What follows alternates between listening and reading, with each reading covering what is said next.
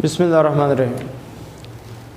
बच्चों, आज का आपका टॉपिक है operational amplifier as inverting amplifier.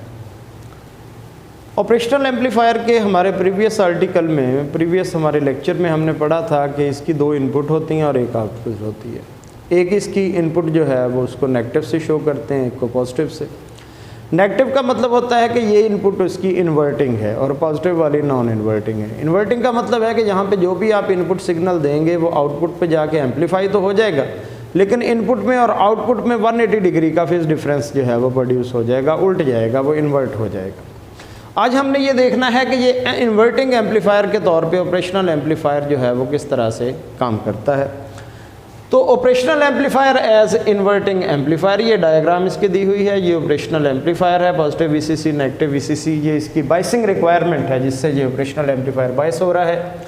ये इसकी इन्वर्टिंग एंड है, ये नॉन इन्वर्टिंग एंड है जिसको हमने ग्राउंड किया हुआ है। इन्वर्टिंग, क्योंकि ये इन्वर्टिंग एम्पलीफायर है तो इन्वर्टिंग एंड पे हमने रेजिस्टेंस R1 के ज़रिए इनपुट सिग्नल VI जो है वो प्रोवाइड किया। ये करंट I1 पास हो रहा है। ये रेजिस्टेंस जो है R2, this resistance is called bypass resistance. Bypass resistance जो है बहुत सारे इलेक्ट्रॉनिक डिवाइसेस में इस्तेमाल होती है और बुनियादी तौर पे इसका काम होता है डिवाइस को जो है वो ज़्यादा करंट जो है वो उससे जो है वो अवॉइड करवाना, ज़्यादा करंट उसमें से पास ना हो, हीटिंग इफेक्ट प्रोड्यूस ना हो और बॉन्ड ब्रेकेज ना हो और डिवाइस आपका जलने से बचे।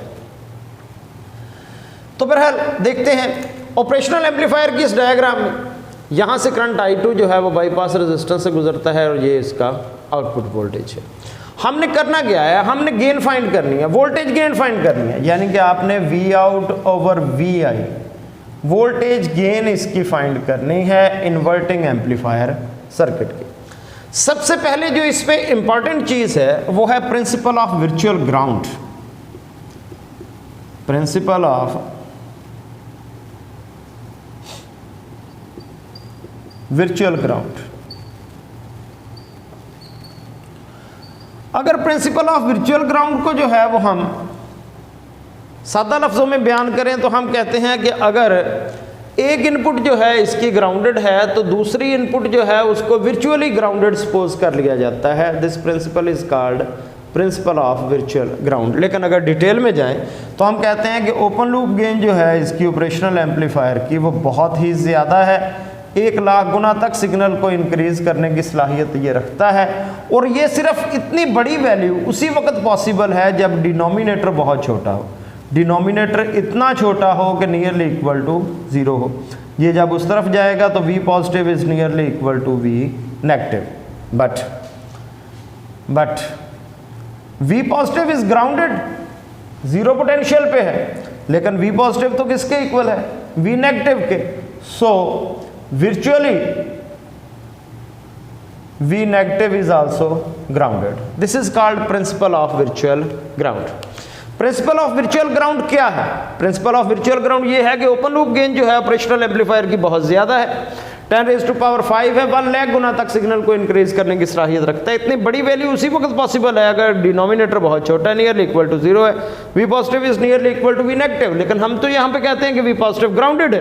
अगर V पॉजिटिव ग्राउंडेड है, उसका पोटेंशियल 0 है, तो लेकिन V पॉजिटिव तो V नेगेटिव के इक्वल है, तो वर्चुअली V नेगेटिव भी जो है वो 0 हो जाएगा। This is called principle of virtual ground.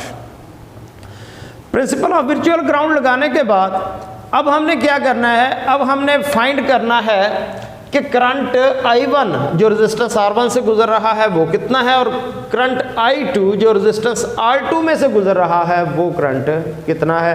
फिर किरचॉफ रूल से I1 को I2 के इक्वल रखेंगे और वहां से वोल्टेज गेन हम फाइंड आउट करेंगे। बहरहाल करंट 1 जो पास हो रहा है रेजिस्टेंस R1 से, I1 वो किसके इक्वल होगा, इस तरफ जो है वो पोटेंशियल कितना है इस रेजिस्टेंस के, वो है ये वाला VI, और इस तरफ पोटेंशियल इस रेजिस्टेंस के कितना है, वो ये वाला है V नेगेटिव। तो करंट किसके इक्वल होगा, हुमला के मुताबिक change in potential over resistance. Change in potential कितनी है, इस तरफ है VI और इस तरफ है V नेगेटिव, तो ये आ गया VI minus V negative over R1। और VI किसके इक्वल है, वो तो हमारे पास नहीं है, वी आई है, वी नेगेटिव 0 ओवर R1, तो करंट 1 कितना आ गया, वी आई ओवर R1। अब करंट 2 जो है पास हो रहा रेजिस्टेंस 2 में से, वो हम फाइंड करते हैं। करंट 2 वो होगा change in potential over resistance. इस तरफ इसके पोटेंशियल कितना है, नेगेटिव, और इस तरफ कितना है, वी आउट। तो ये आ जाएगा V negative minus V out over R2। V negative कितना है, 0, V negative 0 minus V out over R2, तो ये आ गया minus V out over R2।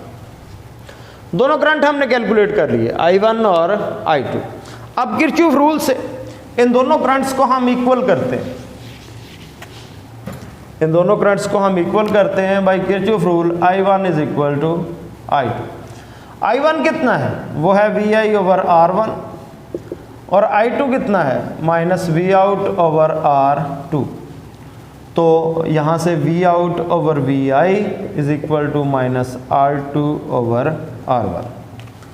ये V out over V I क्या है, ये गेन है, तो जी से भी इसको डिनोट कर लेते होते हैं, माइनस R2 ओवर R1, ए से भी डिनोट कर लेते हैं। तो गेन जो है ऑपरेशनल एम्पलीफायर की एज इन्वर्टिंग एम्पलीफायर वो आती है माइनस R2 ओवर R1। यानी कि यहाँ पे नोटेबल बात जो है वो ये है कि गेन में ऑपरेशनल एम्पलीफायर की इंटरनल करैक्टरिस्टिक्स जो हैं उनका कोई अमल दखल नहीं, सिर्फ जो कनेक्टेड रेजिस्टेंसेस हैं सर्किट के साथ R2 और R1 उनकी रेशो के बराबर है गेन। और नेगेटिव साइन यहाँ पे शो करता है कि इनपुट और आउटपुट में 180 डिग्री का फेज डिफरेंस होगा। Thank you very much.